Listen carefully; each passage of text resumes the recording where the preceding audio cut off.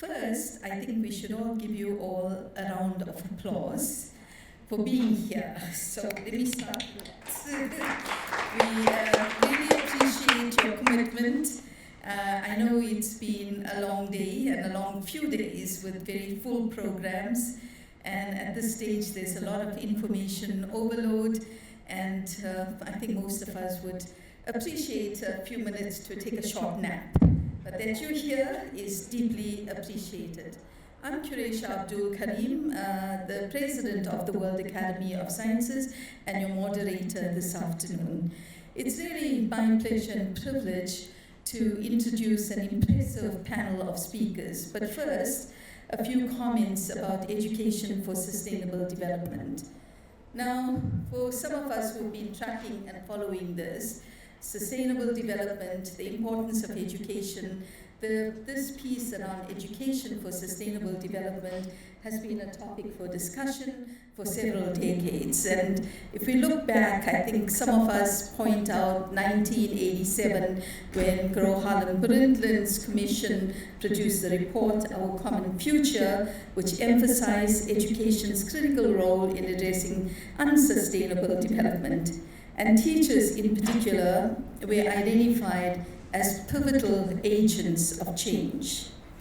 Subsequently, the United Nations launched the Decade of Education for Sustainable Development, and the implementation partner is UNESCO, which generated numerous guideline documents, many of which remain highly relevant and insightful.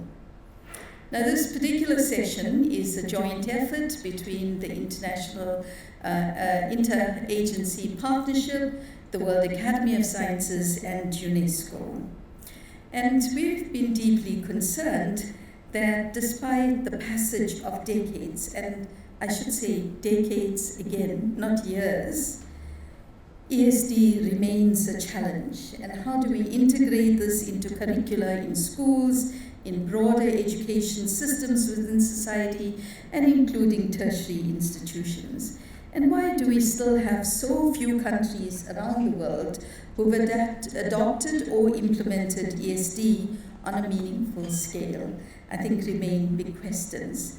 In these tumultuous times that we find ourselves in, with shifting and uncertain geopolitical landscapes, with the convergence of climate change issues, wars and conflicts, large displaced populations, disruption of schooling and education and knowledge generation, and epidemics and pandemics, I think this topic becomes even more important as we take an all-of-society approach. And an all-of-society approach means every citizen, regardless of what your day job is and where you are in your life trajectory and career path. And this is what we want to try and explore today.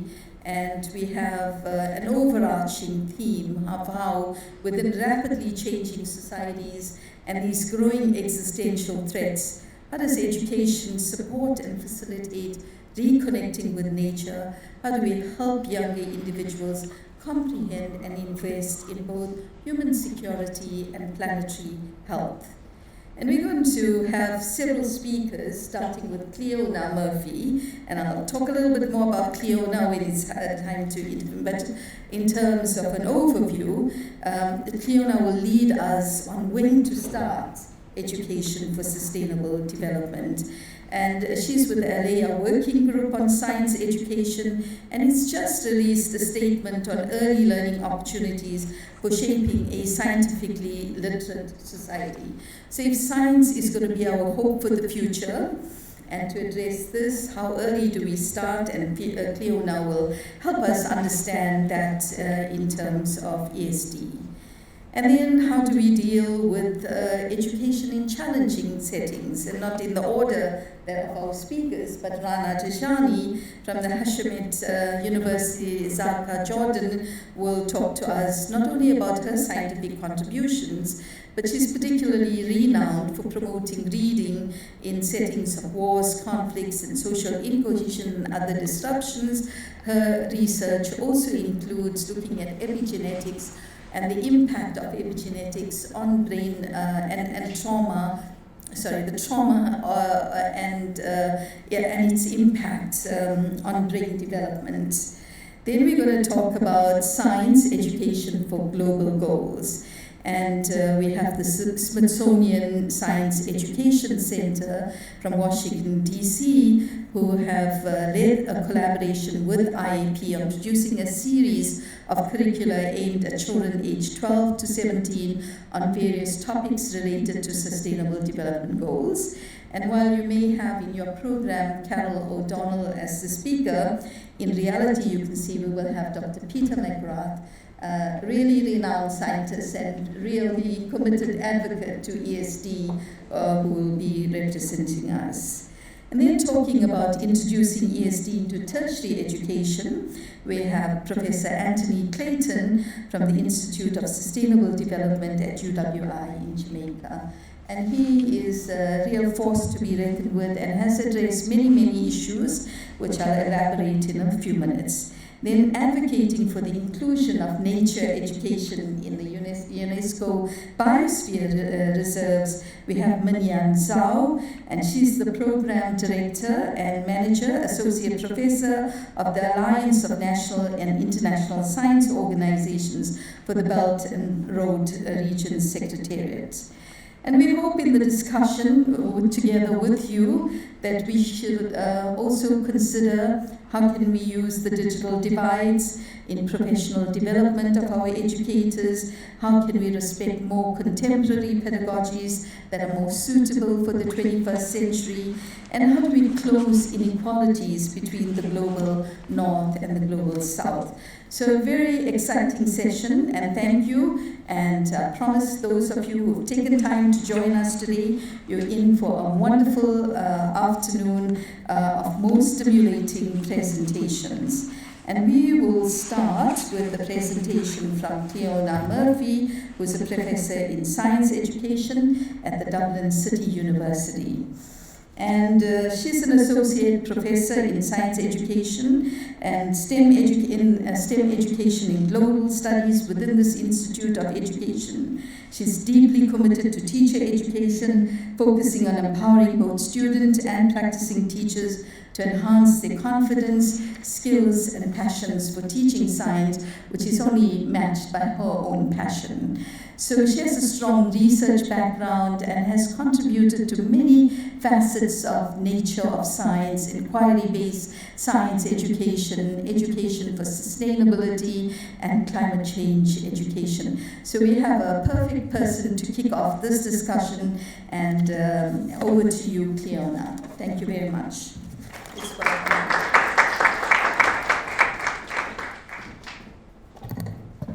So good afternoon, and no pressure there at all now. So it's my absolute pleasure and honour to be here today, and I'm going to talk to you really about our youngest citizens and the importance of engaging our youngest citizens, our primary school children, in learning about sustainability from an early age. And I thought I'd start off with that photograph. I love this photograph. It's a picture of 8-year-old children in a Dublin school in Ireland. And they've just learned that a sheet of nanomaterial is 1 million times smaller than a sheet of A4 paper. Now, if you look at their eyes, you look at the smiles, you look at the wonder, you look at the sense of joy and excitement in science, and that's what I'd love for our primary school children all over the world, that they would have this passion and love for science.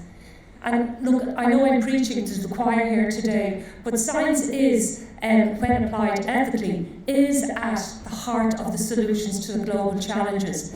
And science education has a really important role in ensuring to empower these young minds to be the problem solvers and the innovators of the future. Now, emerging evidence is really showing, and it's becoming clearer and clearer, that the quality of engagement and achievement in science in the early years has a longer and more impactful outcome than the later years. So therefore it really is important, primary science education has a really important role in, first of all, supporting children, our youngest citizens, understanding of the science content and skills underpinning the global challenges.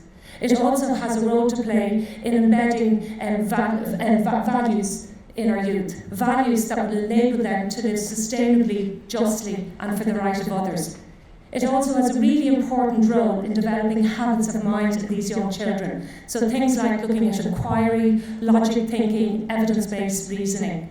And then also looking at developing the so-called 21st century skills of critical thinking, collaboration, communication, citizenship. Now, when we look at the science curriculum, and worldwide, the overall aim of science curriculum is looking at scientific literacy. Now, in the research literature, there's a lot of definitions, visions, articulations of what scientific literacy is. And indeed, over the past couple of days, that this term has been used quite a lot. So I'm not going to get into a whole, research review of what scientific literacy is, but I might just draw your attention to the most recent PISA definition of scientific literacy. And this saying that it's the ability to engage with, sorry, I'm just going to move there. So it's the ability to engage with science-related issues and with the ideas of science as a reflective citizen. It's to be willing to engage in reasoned discourse about science and technology, which involves competencies in three main areas. So the three main areas being explaining phenomena scientifically, it is evaluating and designing scientific inquiry, and interpreting data and evidence scientifically. Now, I suppose the synopsis there at the end is the definition emphasises the functional application of scientific knowledge to solve real-world problems, understand scientific phenomena, and make informed decisions as citizens. Now, when we look at sustainability and climate change, that is a global issue, that is a real-world problem. So it is our role as educators of primary schools to support children in developing their understanding of this science and then being able to apply it to solve the problem, to be informed citizens. Now, I thought I might give you an example. So, this is a typical experiment that one might see in many primary curriculum throughout the world, and basically is looking at the idea of the radiation cans and the ability of white and dark colours to reflect and absorb solar radiation. Now, this, as I said, is a typical experiment that may happen in many science classrooms. Now, to be able to show that for primary teachers can support literacy, they need to afford children the opportunity to stop and take this knowledge and then try to ask them to consider, so if linking this to the melting cryosphere, and why do they think, ask children to reflect on, why do they think that scientists are concerned about the melting cryosphere, and how they think scientists think this melting cryosphere is contributing to global warming. But unfortunately, this is not the case in many science classrooms, and many teachers are missing this opportunity. While they may well do the experiment on solar radiation, they are not stopping there to get the children to reflect and consider the implications of this science and how it applies to global problems. So I suppose there are a number of obstacles, and I'm not going to talk about them all. I'm perhaps going to talk about two main obstacles that I feel that, and the research is showing, that is impacting primary teachers supporting the development of scientific literacy. And those two things I can talk to you about now are the science curricula and primary teachers themselves lacking confidence and competence to teach science. So when we look at scientific or the science curricula, we look here and we see that scientific literacy is an overall aim. Except primary science curricula, and a lot of research has been done, there isn't actually a clear articulation of what scientific literacy is, nor are there explicit learning outcomes related to scientific literacy. And while a lot of the curriculum do have content that will help children understand issues around the global challenges, teachers need exemplars to show how they can link this content to the problem. And then this is affecting teachers implementing this on the curriculum. The other thing is, again, looking at some of the reports on, there's a lack of learning outcomes related to scientific literacy and learning outcomes related to climate change and sustainability. And if we look here up at this UNESCO report in 2021, Getting Every School Climate Ready, we see they examined 129 documents in 100 countries, and the percentages here are I think are quite shocking, that out of all of those 100 documents, 47% of them had no reference to climate change education, 40% had minimal, 11 had moderate, and 2% had quite a good percentage of climate change. So if the content isn't included in curriculum, this is a challenge. So the other thing then is looking at primary school teachers. Now, they are not experts in science, they are not science specialists, they are generalists. So when it comes in the research, there's a plethora of research out there saying that they do not feel confident because they don't have the scientific content knowledge. And this is particularly the case for sustainability and climate change. So when we look at the research is saying that teachers, primary teachers themselves, have a limited understanding of the science underpinning sustainability and climate change. They also have a limited pedagogical knowledge, that is, how to teach about sustainability and how to address these challenges in the science class. And then there is a dearth of professional learning to support these teachers. So when we take all of this into account, it is impacting the effect of teaching and learning about sustainability and climate change in primary classrooms. And again, going up to this UNESCO document, Getting Every School Climate Ready, these percentages are quite shocking, I found. We're looking at that. Less than 40% of the teachers interviewed for this report said they felt confident to teach about climate change. And even lower percent, 33%, indicated being confident that they could effectively explain the effects of climate change in their region. And 25% felt that they could, only 25% they could effectively explain how to take action. So somebody said, what is your key take-home message here? I suppose we've got to address these obstacles, and how to address these obstacles is to look at our teachers. And in terms of teachers, we need to address their competence and their confidence. So we need to look at professional learning for teachers. And in terms of professional learning, we need to address their conceptual knowledge, we need to address their pedagogical knowledge. We also have to move away from the typical traditional models of professional learning where one size fits all, to a more sustained contextual-based professional learning.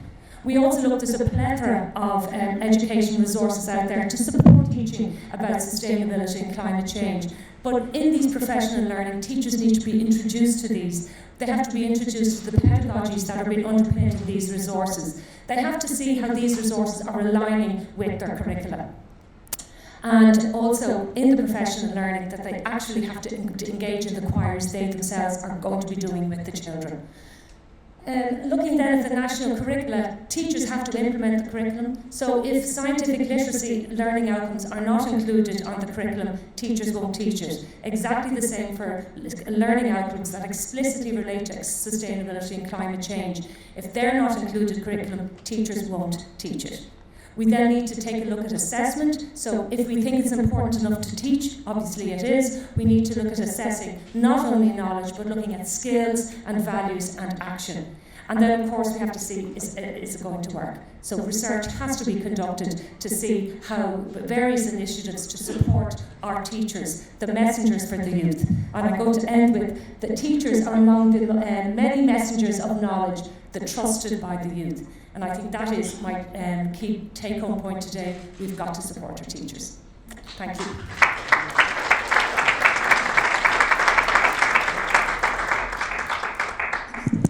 Thank you very much, Cleona. We have time for maybe one or two questions to Cleona before we move on to introducing ESD in tertiary education systems.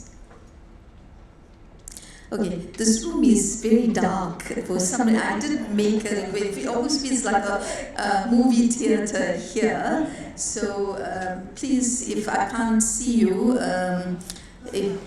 yes, go ahead. And please introduce yourself, and then if you My name is Ratemu Micheka, President of Kenya National Academy of Sciences. Just a straightforward one. Where was this study done? Or is it all over the world or something? Which study? The one that should teach us knowledge on climate change. The teachers' knowledge, that was carried out by UNESCO, and they looked at the exam of over 100 countries, so all throughout the world. Yeah, I don't know exactly what countries, I'm not going to list the 100 off, but it was a study conducted by UNESCO. So I think that it's getting every school climate ready, so it's widely available. Yeah. Wonderful.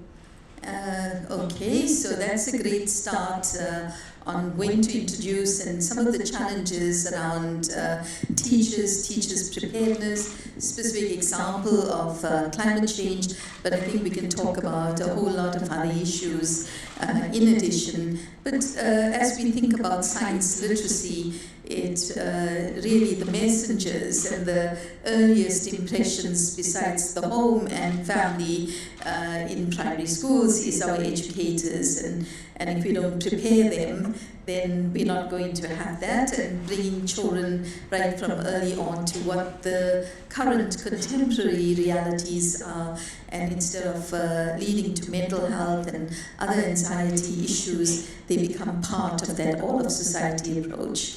So moving on to Professor Anthony Clayton, and as I said earlier, he's Professor of the Caribbean Sustainable Development Center at the University of West Indies. I could be here all day introducing Professor Clayton. He does work on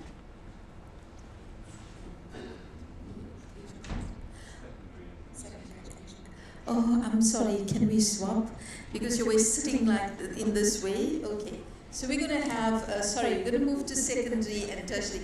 I thought we were going to just sandwich the secondary, in my apologies. Okay, program and changes. So we're going to go to our secondary education, and we're going to move to the Smithsonian efforts, and we'll have Peter McGrath introducing us. We know Peter very well from his role in IEP, and I'm trying to find a bio on Peter, not very easily, and I'll just say that he's a plant biologist, highly trained in the US, but for the past 10 years or so has been a real leading light in terms of all the advocacy and diplomacy efforts in terms of moving a whole range of issues forward, and in particular this issue of early childhood development, education for sustainable development. I'm really sorry, Peter, I will elaborate after you're done. Over to you on secondary schooling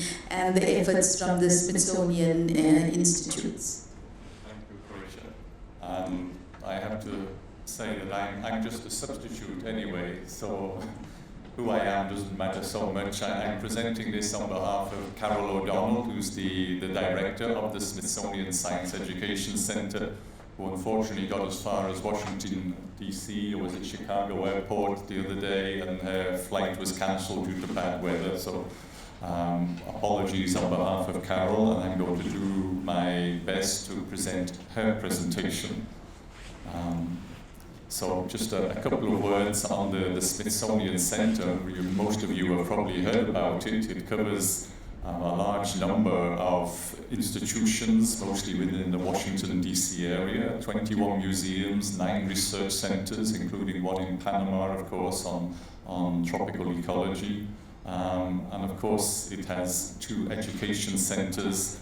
Carol herself is the director of the Smithsonian Science Education Center. And this is directly from Carol. What she does is to direct that center that develops science curriculum for youth ages 5 to 18, provide professional learning for K to 12 teachers, or teachers are important once again, and they support school systems through leadership development, bringing the Smithsonian and all its zoos and museums to students wherever they are in their homes and in their classrooms. So Smithsonian science is for everybody. Okay.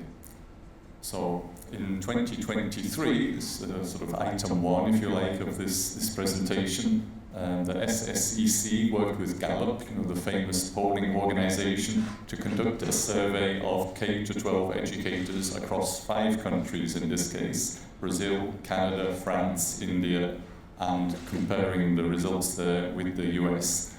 To assess their perspectives on this subject we're talking about today, education for sustainable development. I'm going to present a couple of synopses of the results of this survey work. First of all, compared to teachers in the 4 comparator countries, Brazil, Canada, France, and India, American teachers are very, very underprepared to teach or to incorporate sustainability education into their curriculum. Only 17% felt ready to do so, compared to 60% in the other countries. The numbers in this slide, I think, echo very closely what Cleona just said. I think you said under 1/3 of teachers felt prepared. Those numbers are here: 31%. Only 31% feel ready to talk about clean energy in the classroom. Only 26% feel ready to talk about sustainable communities. Only 32% about clean water and sanitation. So you see, 2/3 of teachers are not ready to teach these essential sustainability issues in their classrooms. And US teachers and administrators also, however, still believe that teaching about sustainable development is important and would like to incorporate it into their lessons. You can see that even sort of more than 80% in all of the countries really feel, the need that they should be trying to address, but they don't have the resources, the capacity, the capabilities, the support, the training in order to do so.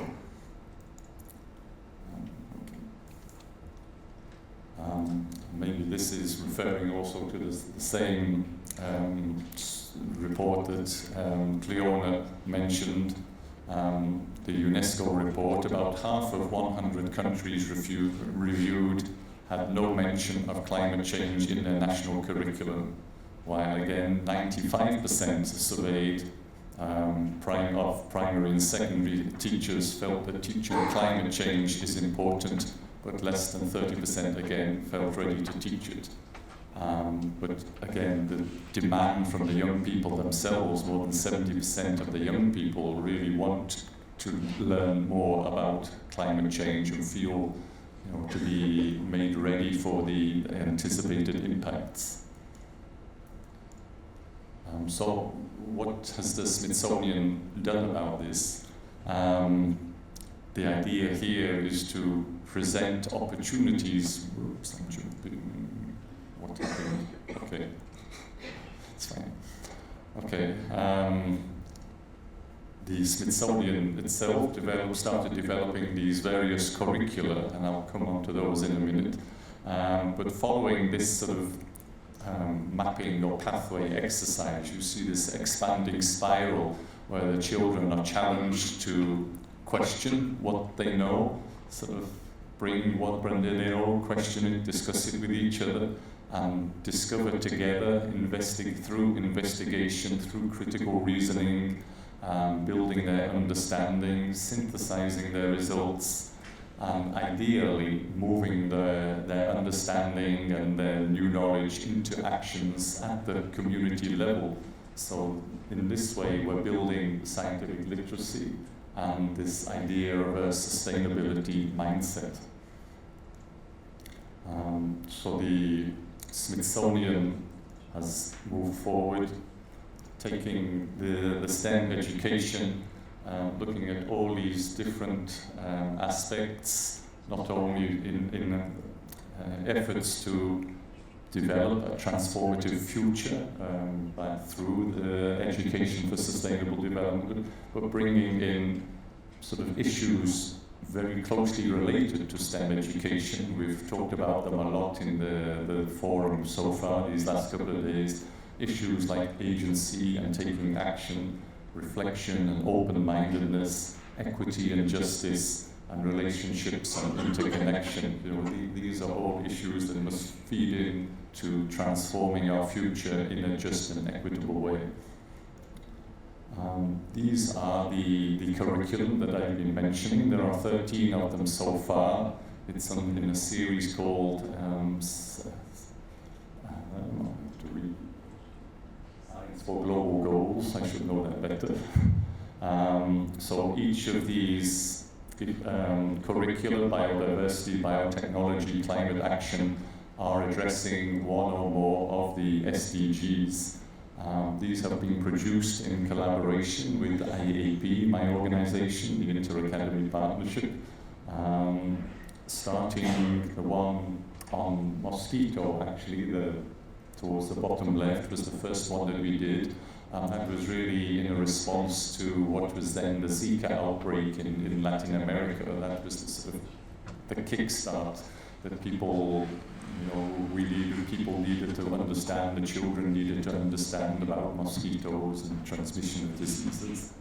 And you can see also the third from the right on the top, COVID, how do I protect myself and others? And the bottom right on vaccines as well, produced during the pandemic, really responding to sort of critical issues that were very topical at those moments in time. So how do we use these, or how are these curricula designed? They use bring in a lot of disciplines. The students are actually encouraged to go out into their community and research, gather information from their neighborhood. They act as young investigators, young researchers. I knew that would happen. We can edit that out. And so they develop multiple ways of knowing how to gather knowledge, how to analyze knowledge, synthesize knowledge, discuss it with their peers, and so on. And they talk about social issues, ethical, I already mentioned, economic issues, and of course environmental issues. And also, as they're working their way through these curricula, they come across role models. We and the Smithsonian have made special attempts to bring in many different role models from different ages, genders, races, ethnicities, from around the world. You see the example here is a young lady from Nepal, with 2 children and so on. So just to give you this idea that anybody can be a scientist anywhere. This is part of our network of IAP. We're present in more than 100 countries through the Academies of Science and Medicine. We help to identify these experts that are presented in the curricula or act as informing the development of the curricula or reviewing the sort of near final product as well. So there's a sort of peer review mechanism involved also. Just to touch on one here on biotechnology, so it goes, as you can see here, into the ethical implications. In this case, looking at facial recognition landmarks and diversity and race and ethnicity and so on and so on. And they're also available with each curriculum. There are teacher guides, so you can plan the sort of classroom procedures. I should say they're also available in different language. I think they're all available at least in Spanish, and there are translations of certain others. If you're interested in a translation into your own language, please contact us. If you're interested in getting these in front of your teachers, then the Smithsonian would like to, you can work with the Smithsonian and they will come to your country and present it, as they have done on many other occasions. If you remember the spiral that I showed, the sort of last point was action, and these are just sort of 5 actions from the presentations, the implementation of these curricula in different schools around the world. For example, a school in Florida rehomed native flora on school campuses to help preserve biodiversity. On the top right, in Panama, a school developed nature-based mosquito repellent to combat the spread of malaria. In France, they designed green bush shelters, with sort of plants and a little garden on top to help improve air quality and support the local bee populations. So these are all things, the kids have done their research in their community and come up with answers for local questions. Right now, I think these numbers are absolutely impressive, and congratulations to the Smithsonian for doing this. We estimate to have reached 6.7 million students, 50,000 educators have been trained in 108 countries. But of course, there is also always a need for more and more outreach. And just some of the sort of feedback that we've got. You see the chart on the left with students who engage with the Environmental Justice Guide. Before taking the curriculum, less than 30% had an understanding of what sustainable human existence would look like. And after working through the curriculum, that shot up to more than 80%. And you can see two teachers' impressions here. Students took action to get rid of styrofoam in their cafeteria after learning. I didn't realize that I realized my students were more capable of action and deep thinking than I previously thought. And I'm going to keep skipping for the interest of time, but come to the conclusions. So the implementation of education for sustainable development is not consistent across countries or educators who do want to teach it, but need the support and resources to do so. Through the Smithsonian's Global Goals project, we can help students discover the connections between themselves, their communities, and global issues. They can investigate issues using their communities as their laboratories. It's not mine, okay. And so on. We are now upending traditional approaches to inquiry-based science education. The project itself centers on student voices, on diverse perspectives, on representational role models, and an emphasis on inclusion. And filtering through the lenses of systems and futures thinking, this approach transforms education into an experience relevant to the complexities of the 21st century and integral to the accomplishment of the SDGs. Thank you.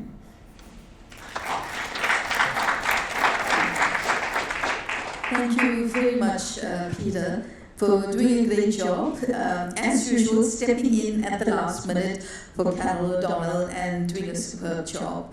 So I just want to finish Peter's introduction. His life has been really clustered into 3 decades. So the first decade after his PhD, he focused on insect transmission and epidemiology of plant viruses, and this includes postdoc positions that he held at several institutions in Scotland and also in the US. In the second decade of his career, he decided to switch to being a freelance journalist, focusing on agriculture, environmental, and scientific issues. And then he joined in that second decade, to our great joy, to us, and was key in several of the programs, including capacity building in terms of communication, establishing research grants programs, exchange programs, awards for various accomplishments, and a whole range of activities, most notably also the establishment of the Organization for Women in Science in the Developing World, OST. In 2011, he was appointed coordinator of the Science Policy, Science Diplomacy Unit, and this, as many of you have participated in, know invaluable. And then in the current decade, he's been the coordinator for the Inter-Academy Partnership, and under his leadership and wisdom and guidance, it coordinates over 150 member academies that has numerous regional and global projects such as Science Education Program, Climate Change and Health Project, the Young Physician Leadership Program, Science in Exile, and a range of activities around the UN Sustainable Development Goal.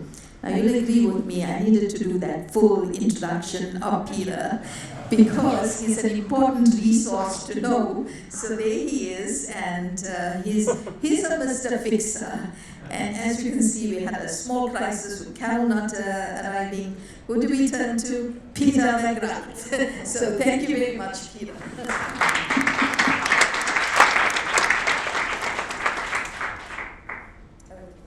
So now we're going to move on to tertiary institutions. And Anthony Clayton, thank you very much for your patience. And he spent many years in the Caribbean working on sustainable development, also looking at assisting numerous governments in the global south on foresight exercises, looking at security issues, looking at economic issues. In TWAS, he chairs the economic and social science the subject category, being a TWAS fellow. He's active in a number of global initiatives, and I'm going to hand over to Tony. You know, he does economic diversification, trade. I was like, my mind boggles. How can one person's mind straddle so many different topics? But today he's going to talk to us about education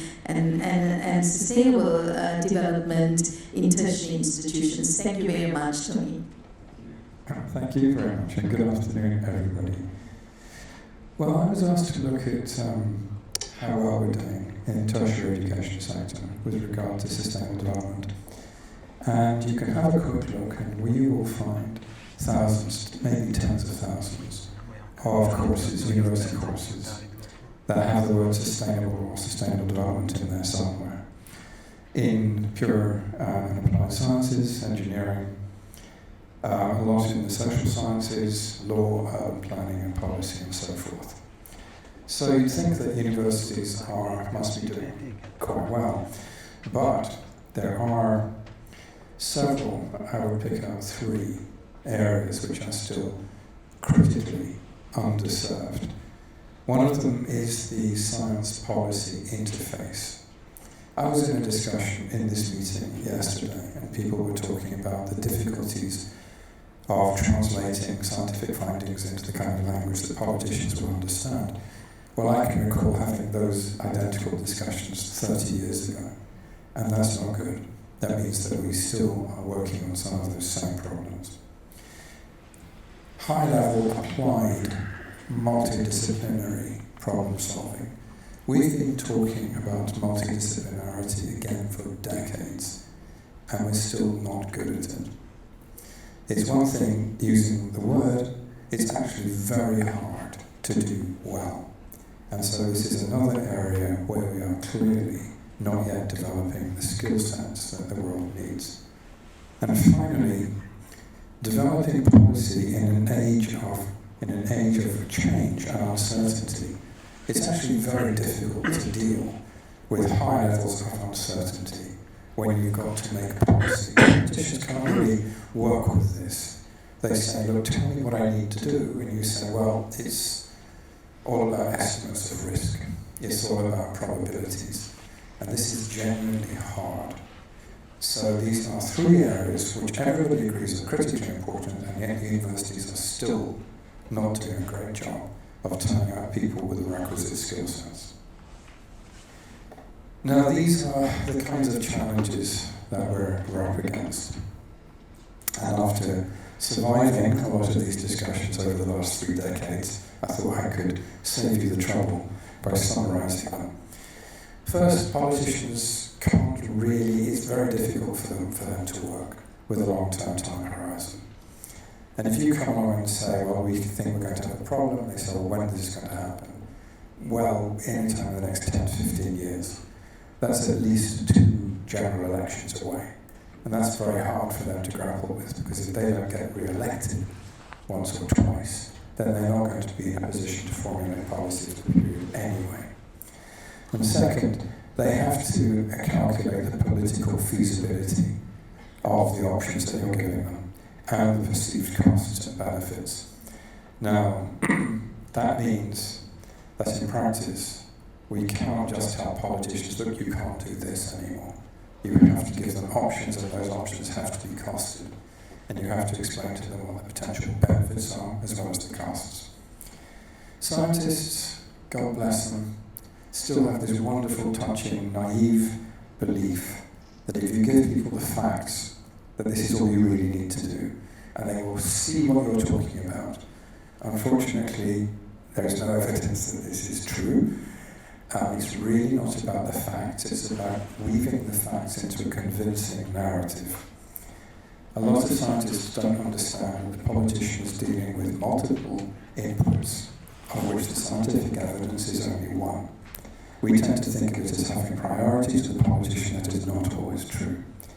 And we tend not to get, very often, most scientists are not comfortable at actually really getting engaged with the social and political trade-offs that are going to be involved in any major decision about changing out how our cities work, what our energy infrastructure is going to operate like, what our transport system should look like. You're going to create winners and losers, whatever you do. Politicians have to engage with that. Scientists tend not to want to have to deal with that. But if we can't make some effort to understand that, then this gulf will persist. So what I have found works much better is a solution-oriented approach. So this is where we have to give a politician a viable transition path from where we are now to how things could be and how they could be better than they are today. And you have to identify paths with particular characteristics. They have to have investment opportunities. So in other words, I've always found if I go to one of our politicians and I talk about the amount of the investment opportunities now available in renewable energy technologies, this is going to get traction in a way that if I just go and talk about, oh my God, climate change is going to be terrible, will have very little impact. They say, well, maybe it is going to be terrible, I don't know what to do with that. But if you go on and talk about investment opportunities, this is something that they can engage with. This is attractive to them. And we also have to get better at translating uncertainties. Of course, we are always dealing with doubt and a level of uncertainty, but we have to make some effort to translate that into probabilities. And we have to engage with the fact that there will inevitably be social and economic trade-offs, and we have to help the politicians find a viable transition path to get us through these changes. Now, let me just take a couple of examples.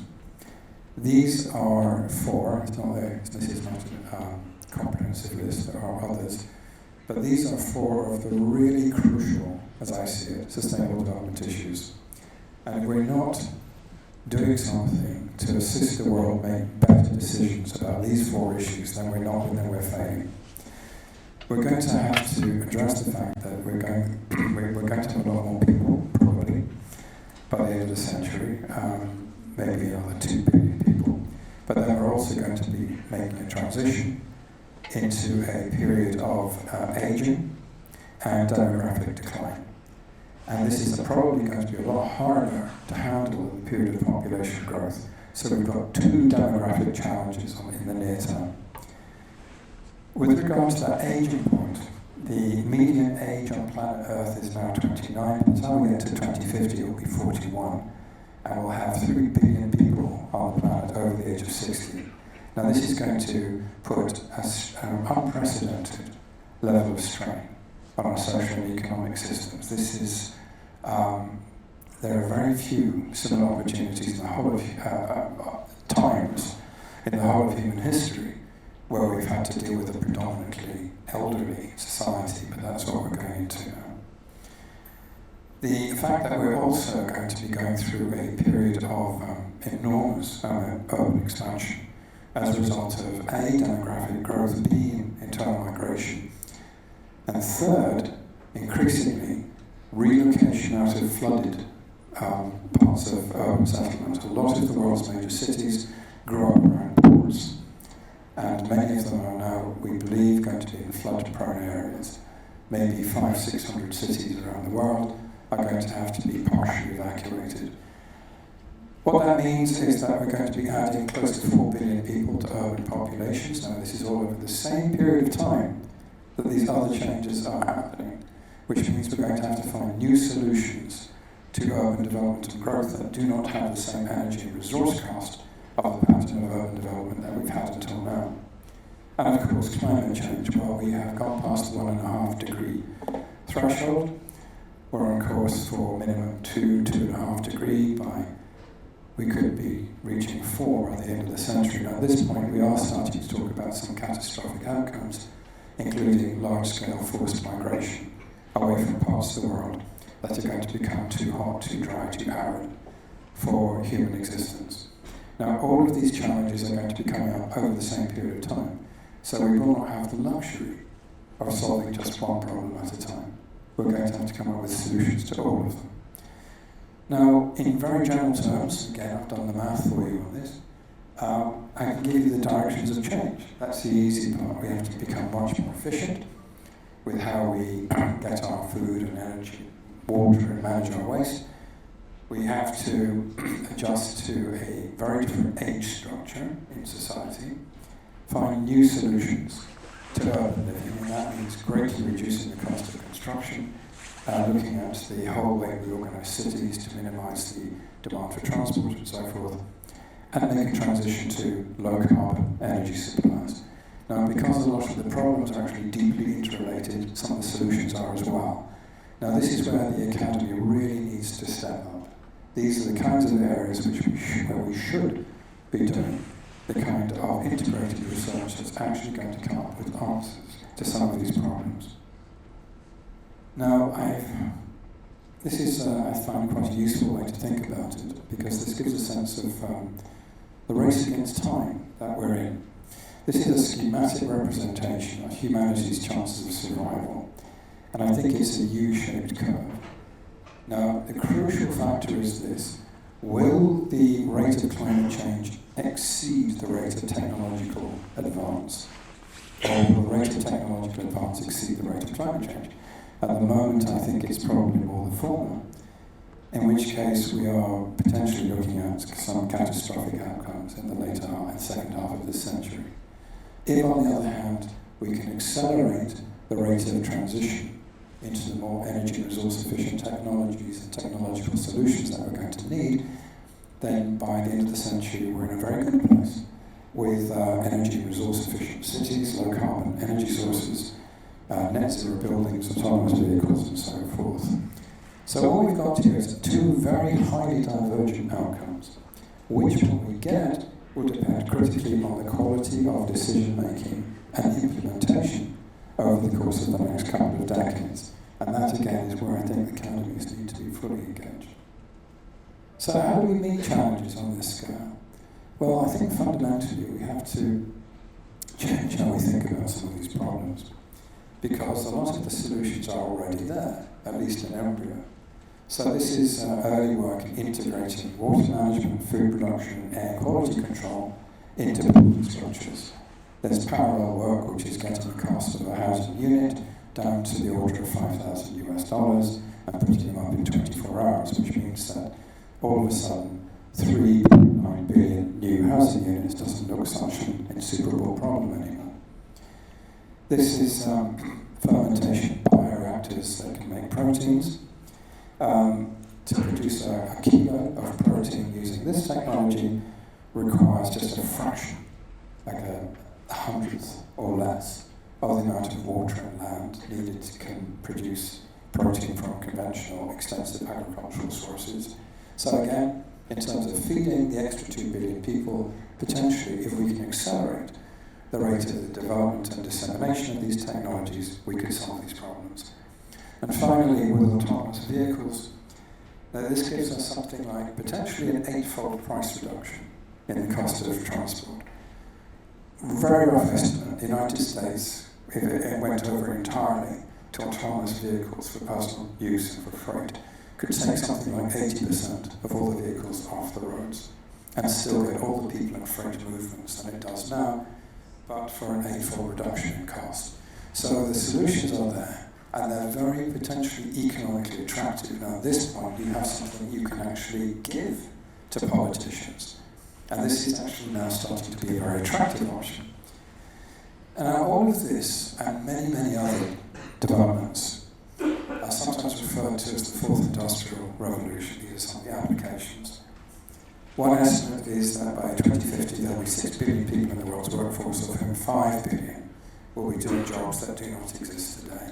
Is this a problem or an opportunity? Well, it's a challenge for educators. What are you supposed to teach people now?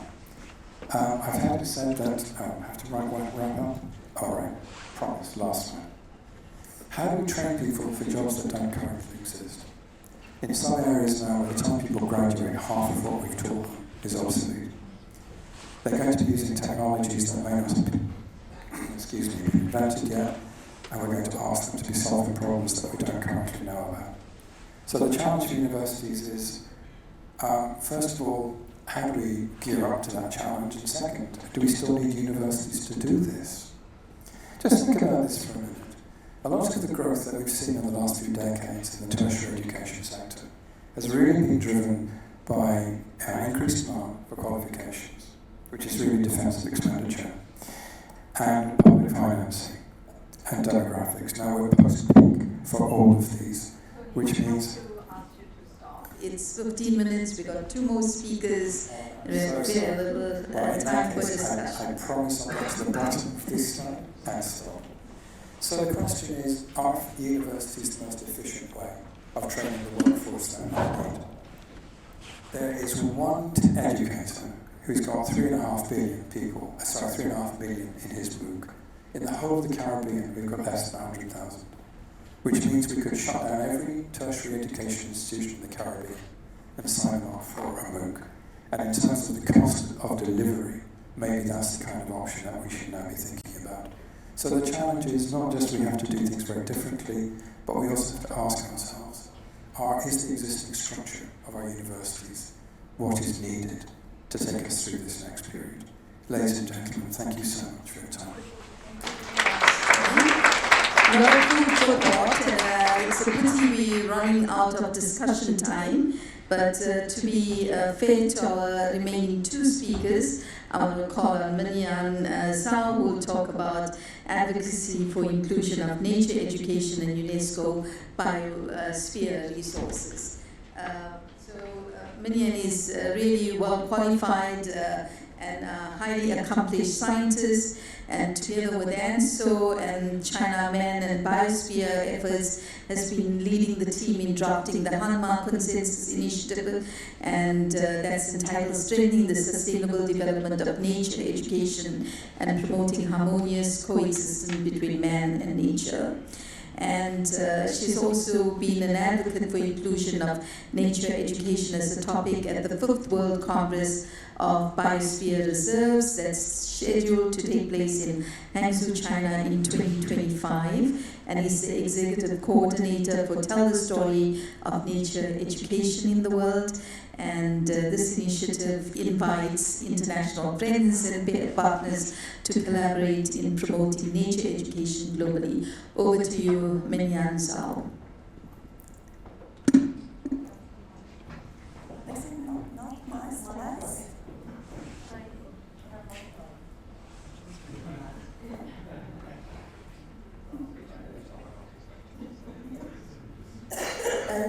Good afternoon, everyone. My name is Minyan Zhao, and I'm from the ANSO Secretariat, Alliance of the International and International Science Organizations for Belt and Regions, ANSO Secretariat. Today I will talk about the natural educations. My presentations include 3 parts. The first one is I want to introduce the nature educations for UNESCO Biosphere Reserves. As we know, biosphere reserves is one kind of protected areas, and is internationally recognized with the form of the UNESCO Progress on Man and the Biospheres. At the end of last year, more than 700 sites in more than 100 countries. In China, there are 34 sites in China, and we call it, with others, 2 members, Chinese Biospheres Reserves Network. Nature education is in fact crucial for BR's functions. As we know, there are 3 main functions: conservation, economic development, logistics support. Nature education is a thematic education process. We encourage people, kids, families, and all ages play in the nature, learn about nature. The most important is their behavior for the nature.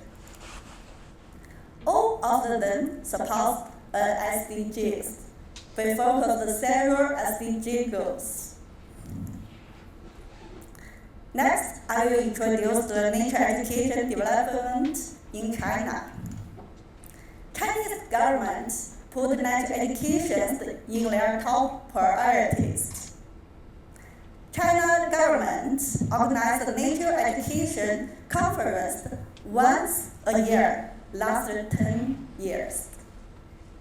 There are 20,000 nature education institutes in China, and there are around 300,000 people work there and staff.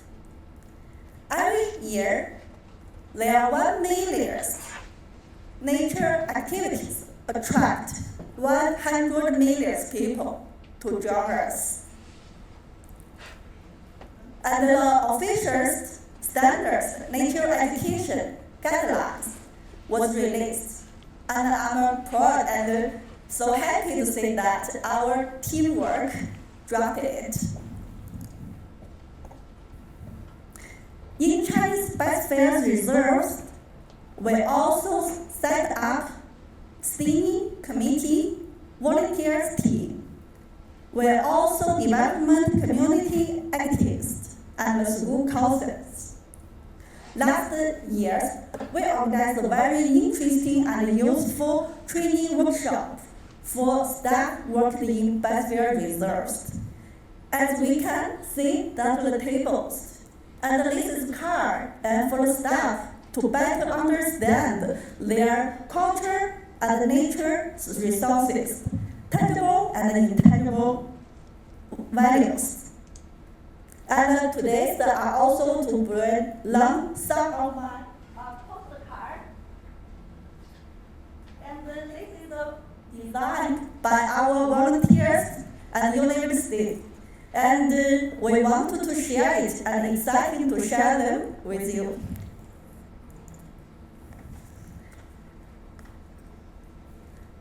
Part 3. I want to introduce my organizations, the ANSO, as a supportive form of nature education for the Global South. ANSO is supported by Chinese Academy of Sciences. It's non-government international organizations. Our goal is to development an open and inclusive cooperation plan for the benefit of all. At the end of last year, there are 78 members organizations across the 52 countries, and we also have some international organizations members. And to support the SDG goals, and also focused some food security, public health, green technology, clean energy, conservation. And we have some toolkits: scholarship, fellowship, science program, and conference programs. nature education is one of our kind of science program. Recent years, also at China MAP, developing some collaborations focused on nature education. And we can see these pictures.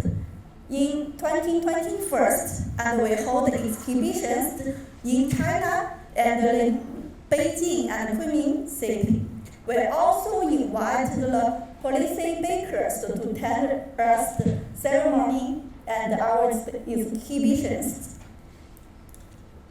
And last year, we also to launch the initiatives, and it's a main goals and to strengthen the sustainability and the development of the nature educations and promote the human the harmonious coexistence between man and the nature. And this year we have good news. Also, and with the China MAP, we got a successful flight, the big project, and it's very interesting and is UNESCO's participant programs. This program is focused on women's role and contributions to nature education. Next year, we will also together to hold the same event, the Story of the Nature Education, the fourth World Conference of the Best Reserves, and it will be held on September in Hangzhou, China. And you are welcome to China and join us and share your country's good lessons and good practice of your countries and your institutes. Also has big priorities for supporting the nature education activities, not only in China, but also for the global south. We are ready to increasingly enhance the cooperation with UNESCO MAP programs and best reserves. Thanks for your kind attention. Thanks. Thank you very much, Professor Zhao.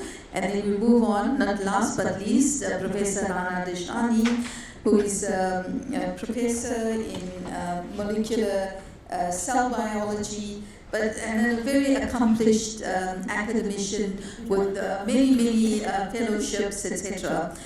So distinguished, but we want to focus more on social entrepreneur and global thought leader, has won the UNESCO International Literary Prize, and her book, We Love Reading, an initiative, has established over 8,000 libraries in over 70 countries. And she's also contributed to defining how we measure success in this current complex era and epoch that we live in. Rana, over to you on how do we really look at early education in challenging settings. Yes. Thank you very much. And I'm the last, and the last is the best. I promised you three things. One, you're going to go home with something practical to do about education for sustainable development. Two, a gift, if you're lucky to get up here when I'm done and get a book. And three, an emotional roller coaster as I go through my talk. So first I'm going to start by saying Assalamu alaikum, which means peace upon you in my language. And the title of my talk is a famous quote by a Nobel Prize physicist. I'm not going to tell you what it is. You got to, I'm an educator, so you have to do your homework so you can figure out who actually said that. But I'm going to start by asking a 30-second period of silence for my colleagues and academics and your colleagues and academics in Gaza who have been killed. And I start with Professor Fitar al-Wasifi, who was a physicist who may have been with us today. Unfortunately, she was killed along with her whole family, and over 110 academics in Gaza as a result of the Israeli Zionist colonial forces. And not alone, the teachers that have been killed, the health workers, the journalists, the women, the men, and the children. So let's have a 30-second moment of silence for them.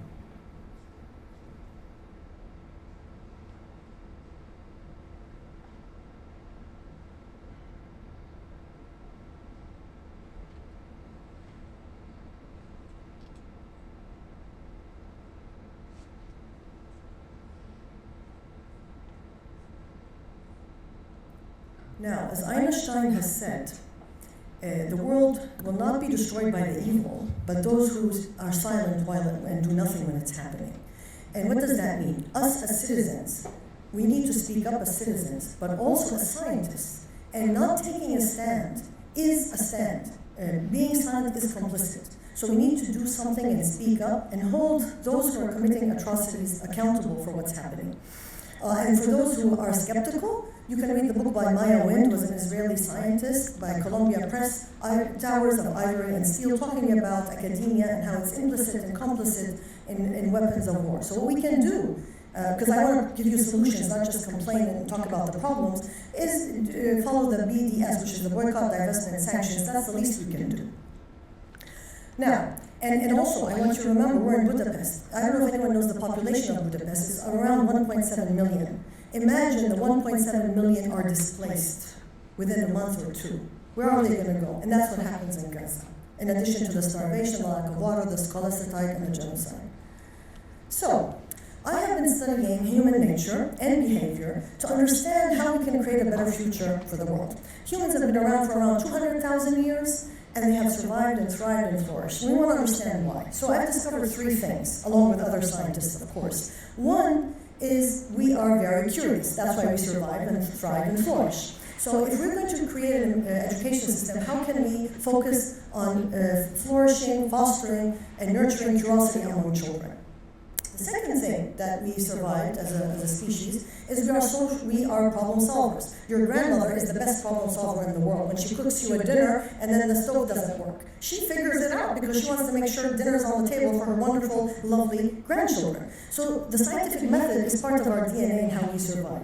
So the question then becomes, how do we nurture problem solving that is rooted in agency? So there's three ways. One, we need to develop our education systems not based on an extrinsic motivation, as it is today, but on intrinsic motivation. Because if you have an intrinsic motivation, you develop an autonomy, and then you develop mastery, and then you have a purpose that makes you actually become a lifelong learner and not depend on extrinsic motivation. The second thing you do to foster such an ecosystem is having role models. And people mention role models. Those are very important, who look like you, dress like you, speak like you, come from your own culture. And hence I wrote my book, 5 Scars, which talks about my story as a female Arab scientist.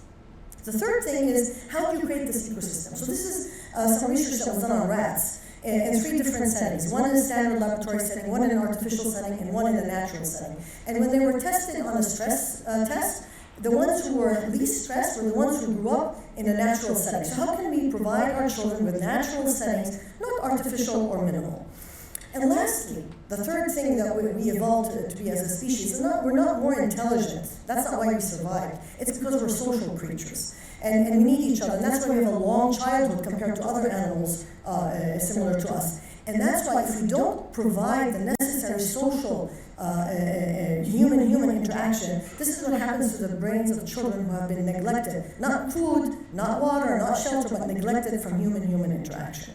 So the question then becomes, how do we develop an education system? Can we reimagine one that takes these things into consideration? Especially today when we have wars and climates and displacements, we don't have teachers, right? We have an internet and children say, why do you want to go to school? So how can we reimagine an education that is based on systems change, built on trust, to achieve the Sustainable Development Goals and beyond? We can, and I'm going to share an example. But we need to also remember that the way we manifest in the world is a combination of our genetics and the environment around us. And the interaction of the environment with our genetics is called epigenetics. And I've been studying what is the impact of trauma from our environment on epigenetics in vulnerable communities. And we asked 3 questions.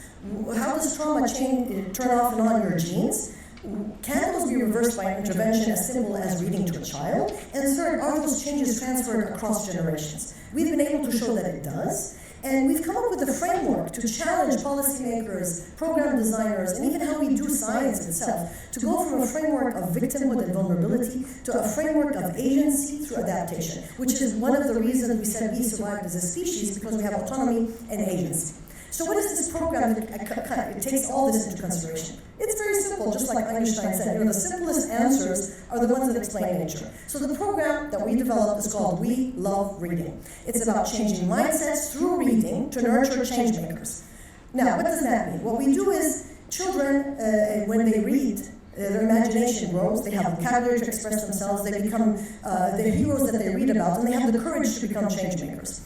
Now, how do you help a child read for fun? It's because you help them fall in love with reading. How do you help a child fall in love with reading? By having somebody who loves to read, a caregiver, to read aloud to the children as early as when the mother is pregnant. Because as the neurons are making connections, there's an association between the feeling of security and happiness and reading that stays with you even when you're older. When you're sad, you want to read. When you're happy, you want to read. So We Love Reading is about one person in the neighborhood reading aloud to the children in their native language in a public space on a regular basis. That's it. Very simple. And the children then line up, take the books home, and start becoming the champions of reading, begging their parents to read to them, or they read to their siblings. And therefore, they fall in love with reading and become lifelong learners and learn critical thinking skills, which was mentioned earlier. We've done some research about the impact of the program on the children, and we've shown that their executive functions improve, mostly for those coming from lower socioeconomic status. Even if you read certain books about the environment, their behavior towards the environment changes, their empathy increases, and even their emotional perception for those who have been through traumatized conditions all improve.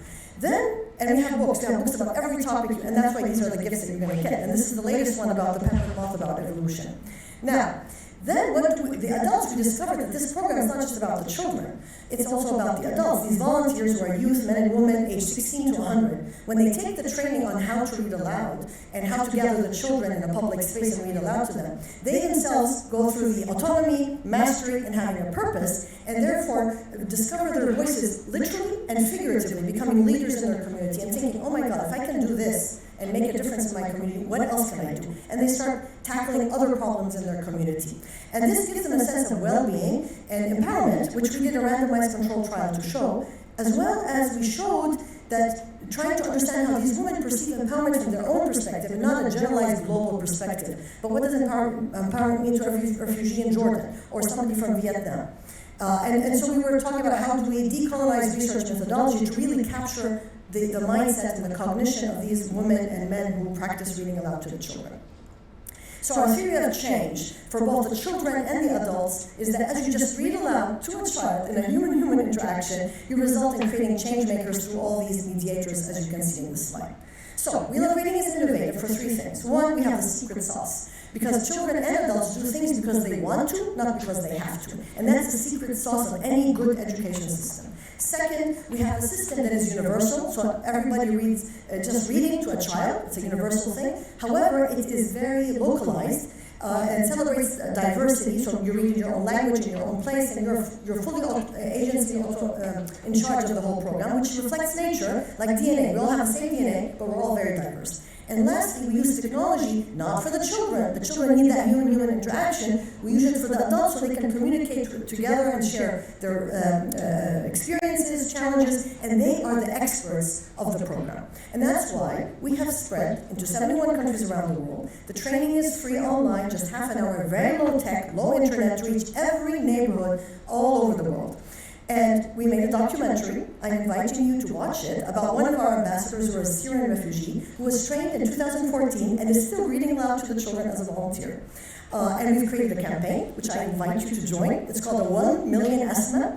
And you can scan the QR code, you can watch the movie for free, you can take the training for free, and go home now and do something about it. And I'll end with the chaos theory, which is in physics, which says when a butterfly flutters its wings in one part of the world, there's a hurricane in a different part of the world or in a different time. And so be the butterflies of change and go home and read aloud to somebody you love and make a difference. Thank you very much.